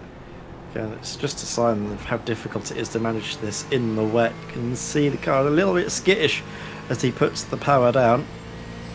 As again, looking around there on the outside. The corner throws Jake Cranstone a touch as he's trying not to get into the back end of Dan McCauley. Callum Brandt as well, bearing down on Jake himself. And now look at them all just trying to fight for track position. Is it going to be 3 wide in the white in towards turn 1? You can see Dan McCauley looking for it on Tom Stanley and Taylor Adams, and I think he's going to get the better of Tom Stanley, but on the inside it's not really a favourable place to be on the wet surface. Really struggles to put the power down on that wider line, really helping out not just Tom Stanley but also Callum Brandt. Look at him go. Callum round the outside there, really floating his way past Dan McCauley. It's like powerboat racing at this point. Really, really close stuff between the two of them there. Now Dan's going to find himself defending from Jake Cranstone. It's constant battle in here. Jake's got a great run on the left-hand side of the Mercedes. Who's going to go through into the chicane? Jake's clipped the grass and he's going to have to go straight on. He's back on the circuit again. Lee Berridge and Ian Pfeiffer have to compromise their runs through the corner. There's a battle for the lead though. Ayrton Williams under pressure now from Guy Edwards. It's great to see Guy back on this I can't get my words out, this much form. He was quick in the previous seasons of the championship as well for RD Simsport. It's lovely to see him back with us and fighting hard. Ayrton Williams, of course, won last time out at Long Beach. There's been a drama there for Tom Stanley in the Prestanda Nomad Aston Martin. He's had a bit of a wobble through the entrance to the boot section, and look at Guy, wide line there on the wet line, and he's got a great run out of the corner. I think he might have this, you know, Ed. I think he's got in front. He has, takes the lead, brilliant. Beautiful line there by Guy, just able to keep the momentum up. It's not necessarily about carrying the optimal racing line, it's about carrying the speed and the momentum through the corners, because when you're coming from a slower speed, to put the power down in the wet, it's so much harder than if you've already got that speed there to utilise. So it seems to me that Guy Edwards really has this circuit nailed in the wet and could try and pull away a little bit now from Ayrton Williams. Following Toby Ward now for Boosted Simsport, just ahead of Nils Court. Nils, I think, is the highest runner on the wet tyre, and he's just fallen back a little bit. But now I think as the circuit continues to get wetter and cooler, I think that rain might find it a little bit easier to settle onto the track, and we might start to see drivers on wet tyres come a little bit more into the race. That's what's going to be exciting here. It's where that transition period goes from the dry tyre being the quicker tyre to the wets being the quicker tyre. It's when we're going to see that change, and if we're going to see enough of it in a race of this length, because it's still a half an hour race, plenty of time left to go, 23 minutes, more than the entire sprint race that we saw earlier. More battle in here between Callum Brandt and Dan McCauley. Oh, Callum judged that one to, I was going to say perfection, but to a scary millimetre or two there for just a moment. Nearly clipped the back of Dan's car, and now he backs in to the chicane. Dan back up into 5th place now. Great to see these guys all scrapping away there. Ian Pfeiffer, 12 places gained in this race. He certainly is mastering these conditions, isn't he? Really making the most of it. The Frenchman, clearly a powerboat racer in his previous life, but this is awesome to watch as Cranstone coming under pressure there. He's now going to try and go around the outside of Callum Brandt. Oh, the two of them have a touch. I think Callum was running wide. Callum really doesn't want to leave him the room there. Guy Edwards and Ayrton Williams having a bit of a swap further up as well. Cranstone down the inside. Ian Pfeiffer really runs wide as well. Nearly gets into the back of him. Berridge and Stanley having a scrap in the background as well. But look at these three for the lead, because Taylor Adams, championship leader before this round, is now coming back into the picture as well. Really see the front end of the Mercedes when we were on board with Ian Pfeiffer, just moving around trying to find the grip. Taylor Adams really doing the best that he can as well. He's been able to get ahead of Ayrton Williams. But it's again just a case of managing the race as it goes on. Still a long way to go. We've not even hit 10 minutes gone in the race, have we, at Chaz? And already we've had so much action in this first sort of third of the race. And I'm sure we'll have a little bit more as the rain continues to fall here at the Glen. Look at this diving up the inside now. It's going to have to be a very good move to make it on the less favourable inside line. Oh, but a little bit squirrely off the corner onto the curves. You could see the driver's really struggling to put the power down. The tyres certainly might start to become more favourable as the race wears on. Oh, Pfeiffer had a bit of a wiggle there. Had to be very careful, and somehow Callum Brandt didn't get collected.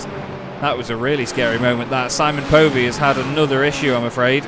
Daniel Parent-Smith has been on the circuit and back off again. So there's been a few drivers really struggling, but to quickly recap, it's Guy Edwards, just about for now, holding onto the lead for RD Simsport. Taylor Adams in there with him. Ayrton Williams, Jamie Pounder in 4th place going well. Dan McCauley 5th, Callum Brandt 6th. Ian Pfeiffer, after gaining 13 places, is 7th as Taylor Adams sends it up the inside of Guy. Guy leaves him loads of room. Stays side by side on the exit.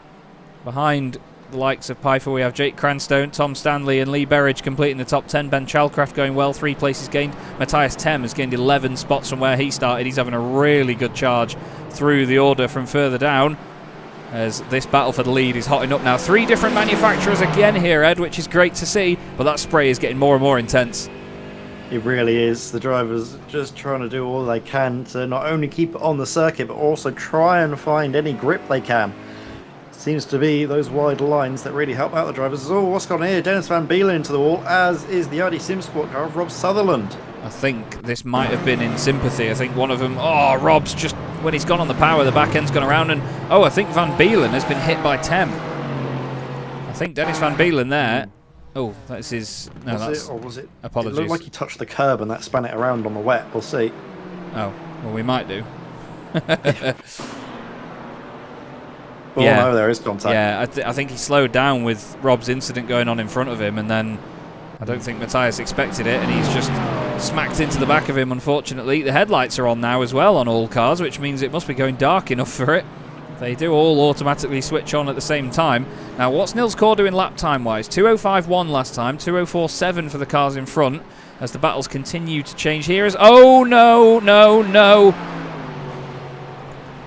That was Guy Edwards in the middle of the road, and a massive accident for Dan McCauley. As Dan is now... Oh, no, Dan. I think he was trying to get the car out of the way. Ben Chalcraft there sat at the side of the road as well. How on earth did Guy Edwards get there? We'll have to try and find it. Has he just had a spin on his own? Yeah. On the slicks. It's just gone. And look, he's sat in the middle of the circuit. He's rolled forward a little bit. That is a colossal accident. That is a humongous. There weren't more, and there was a bigger incident as well. It could have easily collected, well, pretty much the whole field coming through.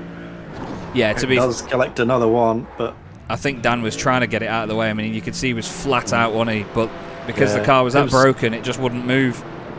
Yeah, the car was also, I think, rolling down there naturally. He was just trying to get as much power down, but it looked to me like the drivetrain, everything was just completely busted from that initial impact. It was a very hefty whack into the barriers, but now, look who's up in 3rd place. Up 17 positions. Ian Pfeiffer. Drift master Ian Pfeiffer.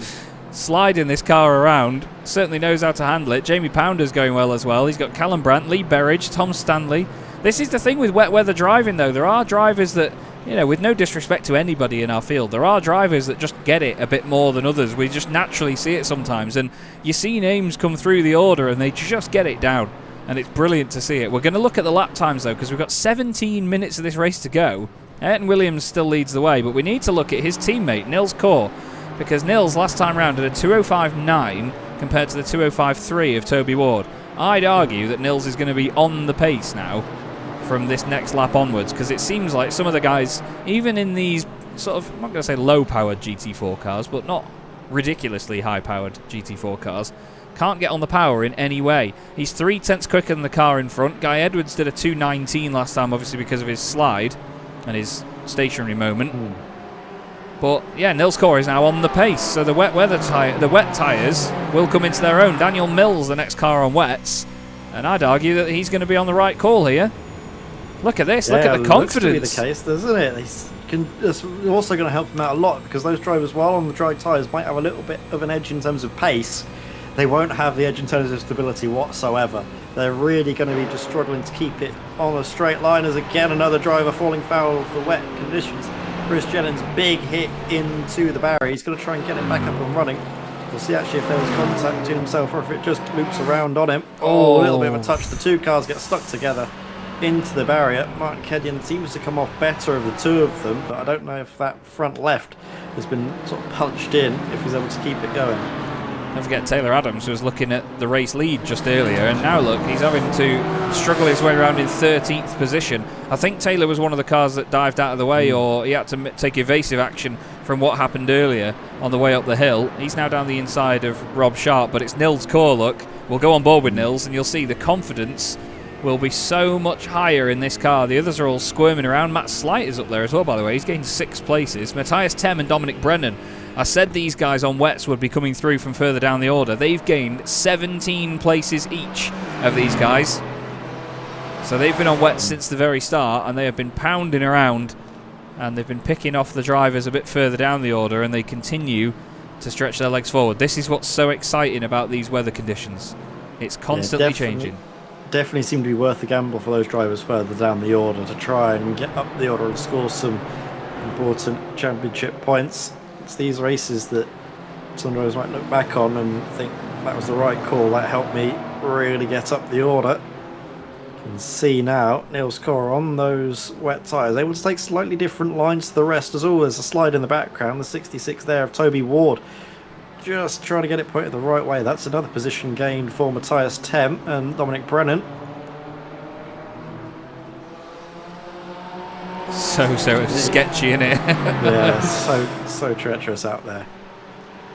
As they float their way up the hill, you can see Nils taking a bit of a wider line there just to try and find some of the moisture in case there's a little bit more of it offline. We're going to stick with him and just see what he makes of these battles and these moments.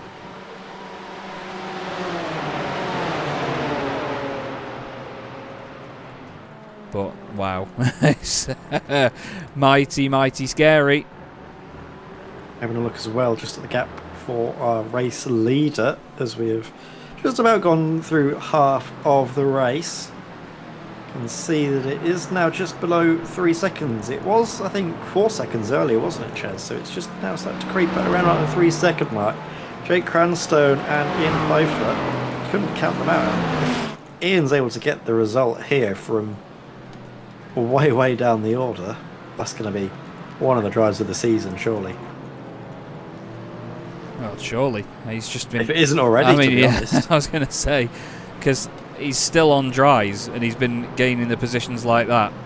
It's unreal. Absolutely unreal. Great to see it. And again, a new name in the championship that we haven't seen before, so we didn't have any idea of how he'd be. Ben Chalcraft has had another spin here on the dries. Oh, look at the way it just floats past. It was very elegant. Gave us a great look at Ben's hard work on his livery. Daniel Parron-Smith has... Oh, it says he crashed, but it's just when the car comes to a stop, he's pulled over and decided that is that. Oh no, Jamie Pounder. Jamie Pounder has broken the car. He's put it in the wall, and that front right is ruined. Please, Jamie, do not try and drag that around the entire circuit. Please, please, please. I would rather, unfortunately for your sake, Sunshine, you park that, because, as I'm sure you'll see here... oh, there's another car around. That's one of the boosted cars. That's Berridge. That is Berridge. Berridge now off the road. It's certainly become the case that the wet tyres are the ones to be on, although Nils Core has lost a few places here. He's dropped behind Rob Sharp not too long ago. So I'm not quite sure what's gone on there, because he's now got Daniel Mills right behind him, look. Daniel Mills was the second place car on wets. Daniel Mills is also on wet tyres, isn't he? So yeah. There's actually Rob Sharp on wets as well. Oh no, Rob Sharp's on the dry, sorry. So Dan Mills. Oh no. On those... Ian Pfeiffer. No. We've been bigging him up that much. It's got to his head. It's knocked his balance off. Oh, dearie me. Oh, dear me. It's bitterly disappointing for Ian, but still, that doesn't take too much of a shine off of his performance. He's still up 15 places into 5th at this moment in time, so a very good performance. If you just look at it in isolation, and Williams continuing to sort of maintain that gap to Jake Cranston in the lead, as you can see all the way around the outside. Oh, a little bit of a tap there on the apex. Oh, Rob Sharp's really going for this. So Stephen Burns. Neil's called diving up the inside on the wet. Says, I'm just making noises. Everywhere we go. It's scary stuff. The rear end, just again, a little bit unsettled for Neil's core, but able to again on those wet tyres put the power down. Needs to be mindful though of the BMW trying to get around him. That is Stephen Burns. Dry tyres versus wets. It seems that Niels just has the confidence now on those tyres to, I think, make some moves now. Well, it's certainly coming into its own. Ayrton Williams doing a brilliant job at the front. And he's continuing to prove that this Aston Martin is a good bit of kit.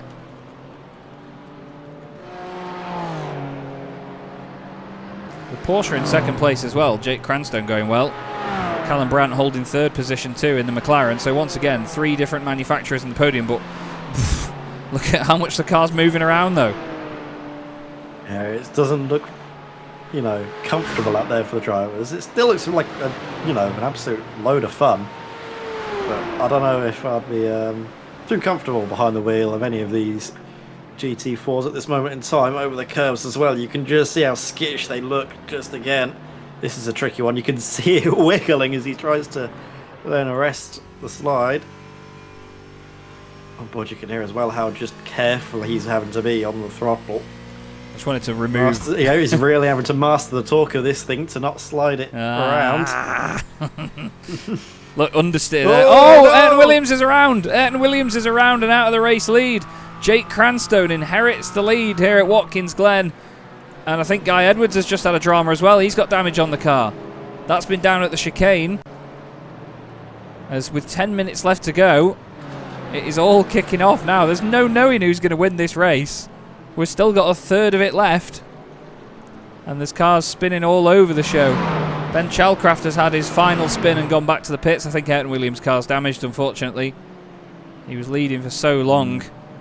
But Ian Pfeiffer still with 15 places gained. Matthias Tem, 20 positions gained in this race so far. Lewis Ward behind him, 12. Dominic Brennan, 19. The score sheet will not tell the full story if these guys finish where they are, but my God, they've had a great run.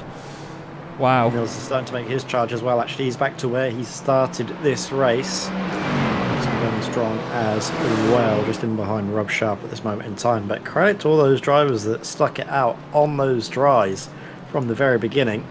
They knew it was probably going to be bad towards the end of the race, but they went for it. And to be fair to them, it's a call that seems to be working in their favour. Ayrton Williams has actually come into the pits now for that damage, hasn't he? So, oh dearie me. That's a big, big shame, that is, because, like we said, he's been doing such an excellent job. He's been a real star to have as an addition to this championship, but it'll be a massive shame that he doesn't get points for his great efforts in this one so far. Lewis Ward all over the back of Matthias Tem. It seems like Lewis is handling this a little bit better at the moment. It seems like he's on the attack, but it's so difficult to attack in these conditions, isn't it, Ed? Because you've got a car in front of you that is having a bit of a wiggle and a struggle here and there, as is your own car, but when you've got to compromise your own line, try and take a tighter line and try and make moves and, you know, be as agile as possible, it's not easy to do in these conditions as over the curbs they go. Yeah, it looked like both of them had their own little mini moments. As there's Ian Pfeiffer off again. And Callum Brandt. Parked in the barriers as Callum Brandt's had an off as well. It really starts to be a race now, survival for those drivers on the dry tyres. Oh no. Oh, and it's a big hit backwards into the barriers. Callum's just had a long spin, I think. Yeah, he's just lost it on the exit. Wow. Wow, oh wow, there's big drama. Ian's still sat there, unfortunately. It's Matthias Tem and Lewis Ward go through. Tom Stanley now up into second position in the Aston Martin. Taylor Adams third. Matt Slight and Callum Brandt both around as well. Callum around again. Oh, the wet tyres are certainly the ones to be on now. Nils Kaur finds himself in 5th position with Daniel Mills up there as well. The rain's still falling here at Watkins Glen. This is excellent entertainment, it has to be said. Well done to Rob Sharp as well. He's able to survive just about on those dry tyres. He's gone up 13 places. He was sitting just ahead of Niels Core for most of this race, and all of a sudden his fortunes are starting to change as those in front, maybe pushing a little bit too hard, really struggling to keep it on the circuit. Jake Cranston does have a bit of a sizable advantage, so he can afford to just coast it around for the next 7 minutes, but it is a bit of a worry, isn't it, at this stage, where any slight mistake can really cost you the race. Yeah, that's the tiptoe nature of wet conditions. I mean, you can see the back end of these cars sliding around. We said it before, they're not the most overpowered machines in the world, GT4 cars, but they do have enough to spin up the rears, as I think Rob Sharp had a bit of a moment there out the final corner. And it's Niels Core and Daniel Mills that are really spearheading the attack for the wet weather tyre-laden drivers. Daniel Mills looking really confident here in the Porsche, all over the back of that beautiful Satellite Racing blue Aston Martin. It's like this section I'd hate in the wet. Oh, I'd hate all of it. I can't drive in the wet. But look at them floating. Oh, that's not going to be helpful for Daniel Mills. Niels Core went all the way from one side of the road there to the other. He's really trying to use all of the circuit as Lewis Ward and Matthias Tem are glued to each other. What the hell? Oh, goodness me, boys. I don't want to hold my breath. I need to commentate. This is terrifying, but so entertaining. This is an amazing drive, isn't it, by Matthias and Lewis, up 23 places of 15, but Dominic Brennan, he's up 22 and fancies a piece of the mix as well. It's BMW versus Mercedes at this moment in time. They're all just fighting for grip, just trying to find any areas where the traction is there for them. Matthias around the outside for this corner. Might struggle if he gets pinned to the inside for the next. You can just see them sparring away together. I think Matthias just about hangs on. He's having to put on the great defensive drivers. Oh, careful. Oh, sees the cars Burns coming around. Slams onto the brakes, but that is again more positions gained for those on the wet tyres. Stephen Burns often in the wall. Through goes Ryan Penny. He's gained 10 places in this race. Stephen Codman's gained 13. John Roberts has gained 17. There's so many drivers that have had blistering races. The field has been absolutely lobbed in the sky by this, and there's still 5 minutes to go here in round 4 of the Sim Racing Magazine GT4 Challenge, and this has definitely been one of the most memorable races that we have ever and will ever have, with so much of the form book out of the window. Dan McCauley, Drew Fletcher, Simon Povey, Daniel Perrin-Smith, Heinz Mayer, Ben Shalcraft, Ian Pfeiffer, all out of the race so far. And Lewis Ward and co are still fighting through the middle of the order. But in terms of the points they'll score for all of this, it's not huge and substantial for the championship, but they just have to survive races like this. We're going to have a few wet races over the course of the season. Spa-Francorchamps the next one on the 27th of August for round 8. That's the endurance round. We're going to have probable wet conditions at Donington Park as well later in the year, let's not forget. And the very final race of the season at Fuji is going to be maybe wet as well, as, oh no, Lewis Ward and Matthias Tem. Bit of contact out of turn 1. Wow. This is... Oh, Lewis, how have you held on to that? Oh my god, Rob Sharp has had a drama. Rob Sharp has, apparently, anyway. What? I thought we were going to see an airplane crash there. He's had a moment, yeah, just a little spin coming through turn 1. That's those dry tyres, isn't it? Just starting to work against him. I think that saw, was that Niels Core make up another position? Yeah, Niels Lewis Core. Ward again stopped behind Matthias for the moment. We're going to see potentially driver on the wet tyres into the podium places as Daniel Mills. Ferrari Simsport on those wets. He's trying to chase down Taylor Adams. He's not far up the road from him. No, absolutely. There's battles all over the shop here with drivers on wet tyres and on dries. The podium finishers at the moment are currently all on dries. Tom Stanley having a brilliant drive at this present moment. Sure, he started third, but to survive on the dries is just great at this point.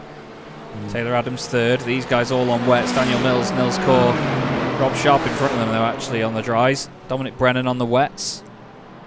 Unreal. Unreal stuff, as Lee Berridge is, I'm afraid, having more drama. That corner is a nightmare in the dry anyways. Ooh, there's Toby Warden, is that? Who is that? That's Ayrton Williams. I thought it was Niels Core for a second there, but that's broken the front right for Ayrton Williams. Innocent mistake by Toby Ward. Oh, that's a huge shame. a huge shame as still the battle between Matthias. Honestly, these two cars, they may be both sort of black and green in places. They're just going to be trading vinyl for the rest of the race, honestly. Going to be able to wrap each other's cars. Unbelievable stuff. Oh, Rob Sharp now kissing the barrier in front as well as the curb gets rid of all the grip. Ayrton Williams has jumped to the pit lane, which is a huge shame to see. There's 2 laps to go here at Watkins Glen. Jake Cranstone halfway around the lap here. Look, he's already out of the chicane.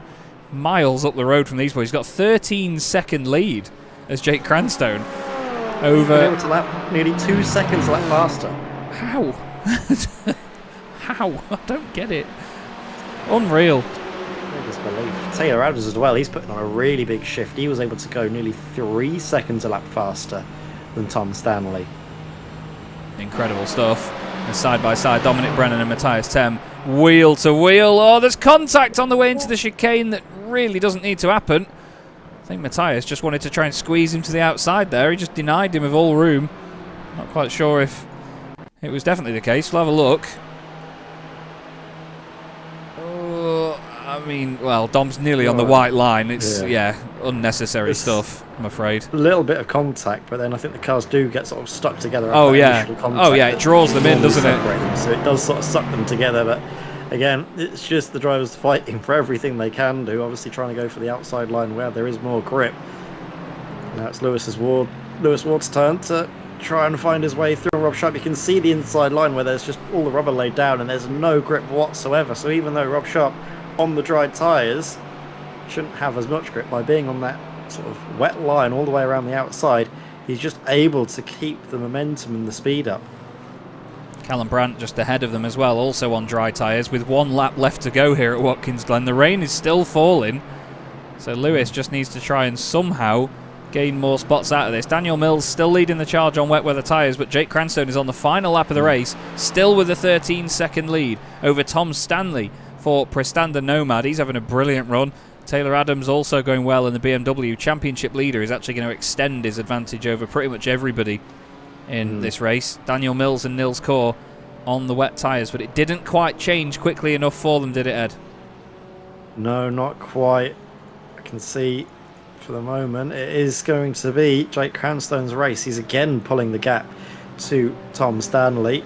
And yeah, like you were mentioning, the wet tyres, while they were the tyres to be on at the end. Oh, the advantage screwed us. Oh, Sharp. Just about hanging on. Well, that was a scary moment again. I think he did just tap a wheel onto the outside curb as he was putting the power down. I think so. Lewis Ward now has the run on Callum Brandt. He's going to go all the way over to the left-hand side. I think Callum knows what's coming here. And these guys on the dries have been absolute superstars. Look at Lewis there with the confidence, looks to the inside line. Callum has to throw it in, trying to tiptoe his way through the chicane. Lewis has got so much more confidence, but that's just down to the tyres underneath him. Excuse me, wrong car. Look, Callum partway around the corner just can't get it rotated in the same way. Lewis gives him a little bit of a kiss on the way through, down the inside into the first part of the boot section, and Lewis understandably making his way past the McLaren. I don't think he's going to have long enough to charge further forward than that. Matthias Tem trying to get the better of Rob Sharp here in the background as well. He goes down the inside. Rob knows what the score is, and he says, yeah, you know what, after you, mate. But at the front, after just taking his first podium in the championship ever in race 1 of the night, Jake Cranstone is about to complete a blinder of an evening. Jake Cranstone wins a round of the Sim Racing Magazine GT4 Challenge here at Watkins Glen. What a drive by Jake that was. That was the Jake Cranstone we've seen in the likes of the Formula 1 World Championship and the British Boring Car Championship before. And Tom Stanley is going to take second place. Huge points for him and Prestanda Nomad. And Daniel Mills, the highest placed driver on the wet tyres. Amazing, amazing stuff. But Taylor Adams dropped a few places at the end of the race there, didn't he? Guy Edwards also going past with Nils Kaur. Taylor Adams having a drama. He did come to a stop. Let's just quickly see it. Oh, he's just dropped it on the final lap through there and lost a podium. Unbelievable stuff. Callum Brandt is going to beat... Oh, no, sorry. Yeah, Lewis Ward was ahead of him, but Callum Brandt stayed ahead of the likes of Rob Sharp and Matthias Tem. Dominic Brennan, 23 places gained there. Same for Matthias Tem. Ryan Penny with a great race, 10 places for him. Stephen Codman next up. John Roberts behind them as well. Some points on the board for those guys. Mark Johnson is going to complete the race in 16th position. Matt Slight next up as well, getting some points. Stephen Burns, I think, is going to be the only car to finish where he started, somehow, in that one. Lee Berridge just behind, and then Rob Sutherland, I think, is going to get... Is that his first point of the season for Rob? I think it might be. Yeah, Rob gets his first point of the season there in 20th place. Again, a race of survival, but Jake Cranstone on dry tyres takes the win in that one, ahead of Tom Stanley, also on the dries. What a blinder of an evening that was, Ed. That was excellent. Such an impressive drive, isn't it? From so many names up and down the field. I think Jake Cranstone, he was just... As soon as he got into the lead, he was really able just to manage it, find the grip, have a good feel for the car as well, which is so important around here. As we have gotten now to the end of the evening in terms of the racing. Hopefully we all get a few drivers to have a chat to, just to shine a light on what it was like out there, because it looked to be hard work for all of them, wasn't it? As we have Dennis Van Beelen, I think one of the final cars to cross the line. So many great drivers, like I was mentioning earlier. I think Rob Sharp as well, having to defend from those drivers on the wet tyre for so much of the race when they were the quicker cars out there. It's very, very good. Really taking advantage of those wet lines. Niels Core as well for keeping his head down when it looked to be going against him. Knew that obviously the race was going to come to him on the wet tyres later on, and then drove up to just outside the podium. And he was as well for Adi Simsport. It seems to me that the Porsches quite strong in the wet by the looks of things, both of them on the podiums there. I'll tell you what, if you want to say something about Jake Cranstone, look at that. 14.5 seconds to the good on dry tyres in the wet. Jake Cranstone wins round 4 of the championship ahead of Tom Stanley and Daniel Mills. Again, 2 more drivers added to the podium rosters. Nils Core next up with Guy Edwards in 5th, with Taylor Adams in 6th, Lewis Ward in 7th, Callum Brandt 8th, Rob Sharp 9th, and Matthias Tem finishing inside the top 10 after starting near the back of the field. Dominic Brennan was next up with Jamie Pounder, Ryan Penny 13th, Stephen Codman 14th, John Roberts in 15th place, Mark Johnson finishes in 16th position, and then we have Matt Slight 17th, Stephen Burns in 18th. Completing the point scorers were Lee Berridge and Rob Sutherland, ahead of Ben Idris Abdullahi, Toby Ward and Andy Marston. Dennis Van Beelen was the last car on the lead lap. Behind him was Martin Kenyon and Kim Such, with Ayrton Williams and Chris Jennings. And then the drivers that were either more laps down or didn't finish: Ian Pfeiffer, Ben Chalcraft, Daniel Parent-Smith, Heinz Mayer, Dan McCauley, Drew Fletcher and Simon Povey. So, let's skip back a little bit in time, shall we? And we will slow-mo all of this and see if we can speak to some of our podium finishers. Let's speak to the man that finished second in that one for Prestanda Nomad, Tom Stanley. Tom, great points for you in that one tonight, mate, but boy, that looked like hard work. Flipping heck. Yeah, but I think the dry tyres were right at the beginning. It was just about survival. Again, I was just chatting to Niels before you dragged me up in, and he was on wets. And he was just mainly saying it is just about surviving, which for this sort of race where it goes dry to wet, it is about surviving. And what was the car like around this circuit? Because we know there's a lot of camber around a track like this, so that makes it a bit more exaggerated, doesn't it? It makes it even more difficult. Yeah, near the end of that, you can tell where the slippery points are, where the racing line has been kind of rubbered in, and the wet with the rain on it, it just kind of slides you out a bit on any white line. So you have to be quite inventive with the lines, and had surprisingly good grip going around some of the corners. So yeah, again, I was surprised, as I am normally, with getting second place and also getting a top 10 in the first race. So, you know, great result for me this weekend. It was certainly a very, very exciting race to watch, and now obviously you guys get a week's break, but we then go to the Nürburgring Grand Prix circuit for another one of the endurance races. What do you prefer in terms of the format so far? I do like the element of having just to go flat out and not worry about fuel, and, you know, trying to get that lap or two extra for fuel to do a one stop. I kind of like this sort of sequence. If the fuel can just be allowance a little bit for endurance, then you got an opportunity to do a one stop for everyone. Like, there's a bit more of a freedom in the pit window, but I enjoy the sprint a lot. Well, it was great fun to watch it, Tom, and obviously big points for you and your first podium in the Sim Racing Magazine GT4 Challenge. Is there anyone you'd like to give a shout out to?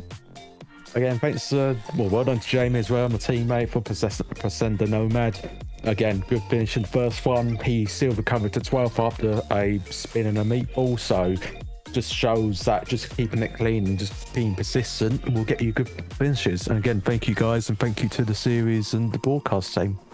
Thanks very much, mate. Great to speak to you, Tom. Thanks for joining us, and we'll see you again soon. No worries. Take care. Cheers. Well, I'll tell you what.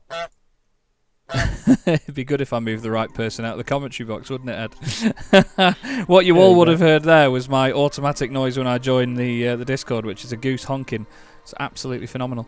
We're going to bring in definitely the man to speak to right now, with no disrespect to any others. Jake Cranstone. First off, Jake, well done. Second, how? Yeah.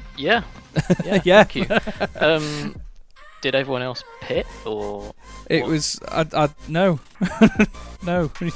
Just we were just bewildered by the pace on dry tyres, but it seemed like some of the cars really suited it and others didn't, but there seemed to be no theme by the end. Was it a case of just looking after the rubber?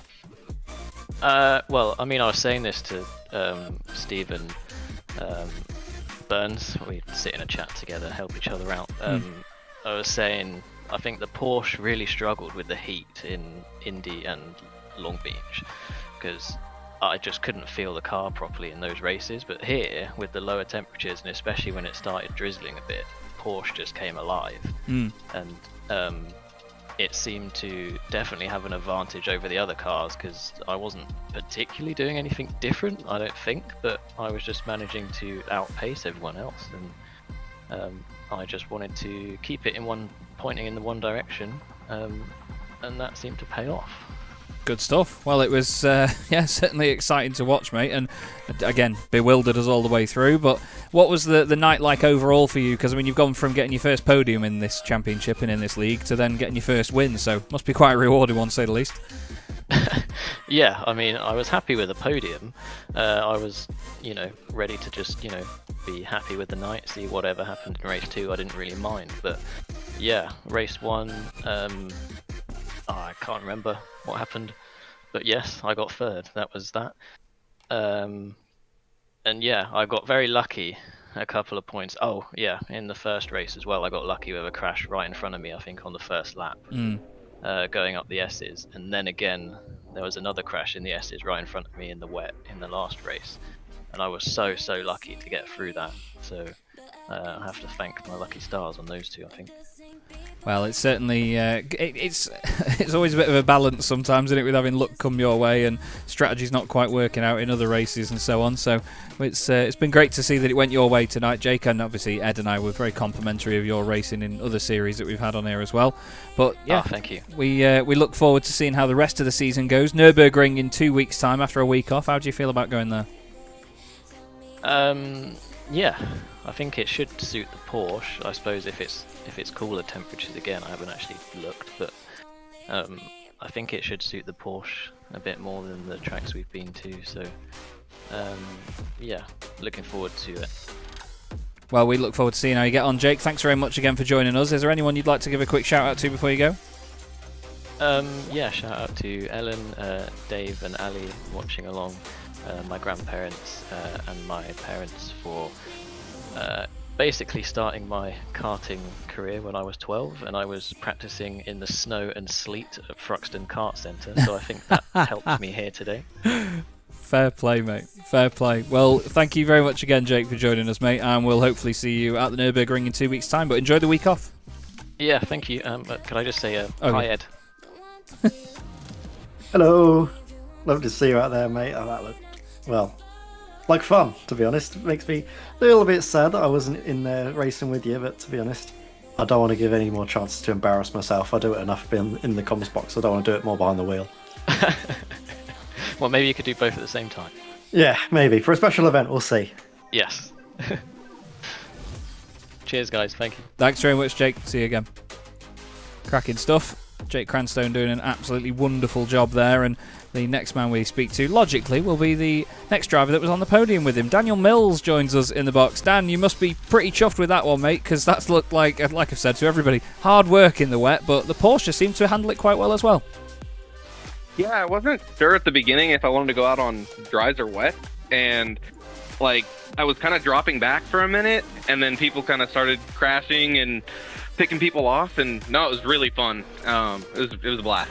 And what was it like to have someone like Nils Kaur to sort of go through the field with as well? Because the pair of you were sort of spearheading the attack on wet weather tyres. Did you know that there was that sort of responsibility on your shoulders? Yeah, I was. It was intimidating, honestly. I know who he is. I've seen his name around, and I'm kind of new to a lot of league races and stuff like that. So it was intimidating, and I just wanted to try and follow him and learn from him. And I think he made a little mistake at the end, so it was pretty cool to get in front of him, but intimidating for sure.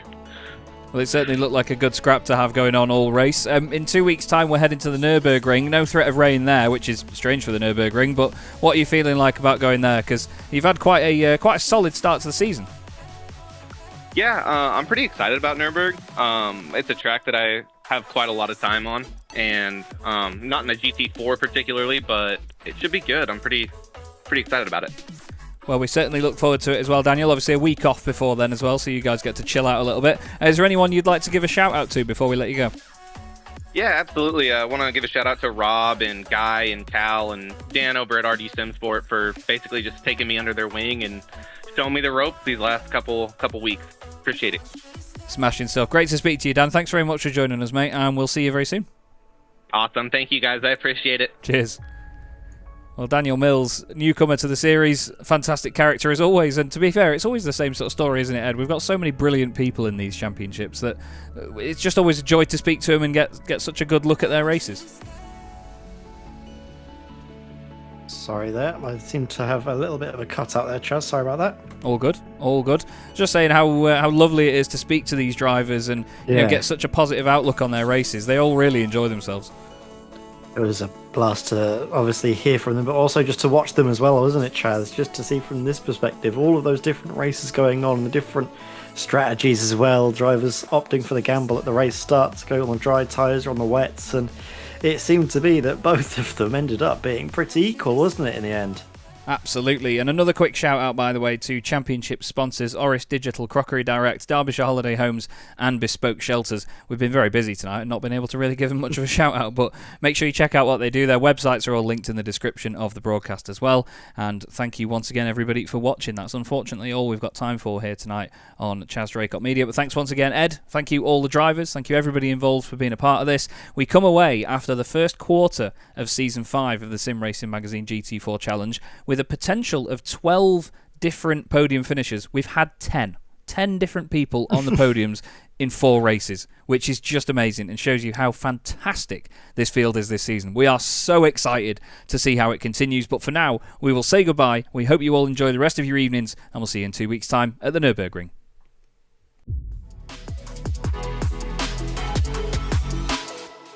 4 French drivers at the French Grand Prix trying to win this on the final lap. The 3 wide again, Guillaume down the inside. Guillaume moves across, they're both in front of Milan and Pouget. Before you know it, we find ourselves here in the very final race of the competition. And then they see truck racing and they think, this is crazy, you know, these are 5-ton machines, 1200 horsepower brake. Oh, look at that switchback. Oh, he's been looked and a terrific show off.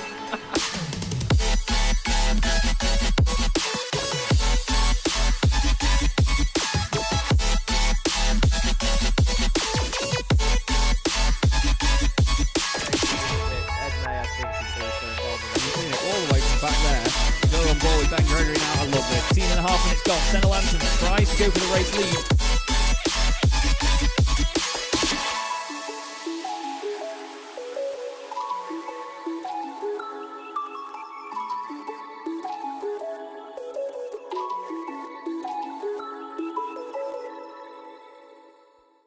Racing isn't easy, but experiencing it is. iRacing puts you in the driver's seat with the industry's leading sim racing game. Drive on laser scan replicas of the greatest racing circuits from around the world. Go head to head against other drivers chosen by skill-based matchmaking to ensure competitive racing at every level. Compete across all your favorite series. In officially licensed cars, engineered to deliver the most accurate driving experience possible.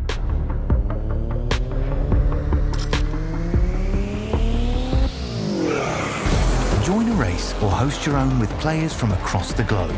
Race against the computer or in a league with friends. Feel the thrill behind the wheel. Visit iRacing.com.